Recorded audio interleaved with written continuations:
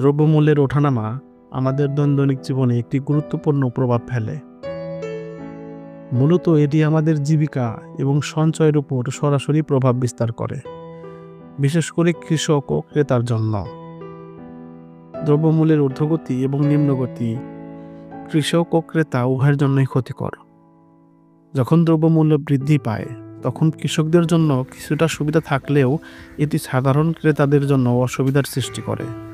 কৃষকরা যখন তাদের পণ্য বিক্রি করেন তখন তাদের লাভ কিছুটা বাড়তে পারে, তবে এটি নির্ভর করে পণ্যের চাহিদার উপর। কিন্তু দ্রব্যমূল্যের অত্যধিক বৃদ্ধি ক্রেতাদের জন্য কঠিন পরিস্থিতি তৈরি করে।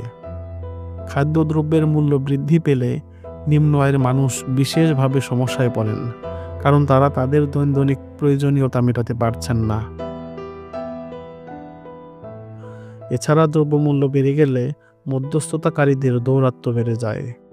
এদের কারণে মূল উৎপাদনকারী কৃষকরা সঠিক মূল্য পান না এবং ক্রেতারাও অতিরিক্ত দামে পণ্য কিনতে বাধ্য হন। অন্যদিকে দ্রব্যমূল্যের হঠাৎ নিম্নগতি কৃষকদের জন্য ক্ষতিকর হতে পারে। তারা যদি কম দামে পণ্য বিক্রি করতে বাধ্য হন তবে তাদের উৎপাদন খরচ পূরণ করাও কঠিন হয়ে পড়ে। বিশেষ করে যদি আবহাওয়া অনুকূল না হয় বা অন্যান্য সমস্যার কারণে উৎপাদন খরচ বৃদ্ধি পায়, তখন কৃষকরা ব্যাপক ক্ষতির মুখে পড়েন।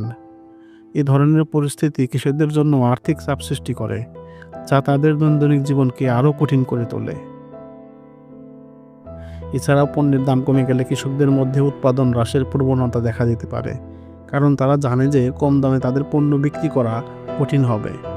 ফলে বাজারের চাহিদা অনুযায়ী পর্যাপ্ত পণ্য সরবরাহ না হওয়ার ঝুঁকি তৈরি হয়। সর্বোপরি দ্রব্যমূল্যের অত্যাধিক ঊর্ধ্বগতি এবং নিম্নগতি উভয়ই কৃষক ও ক্রেতা উভয়ের জন্যই ক্ষতিকর।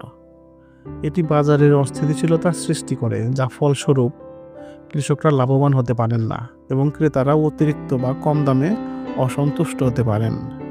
সঠিক ভারসাম্য বজায় রাখতে হলে বাজারের মধ্যে সঠিক নীতি এবং নিয়ন্ত্রণ থাকা প্রয়োজন।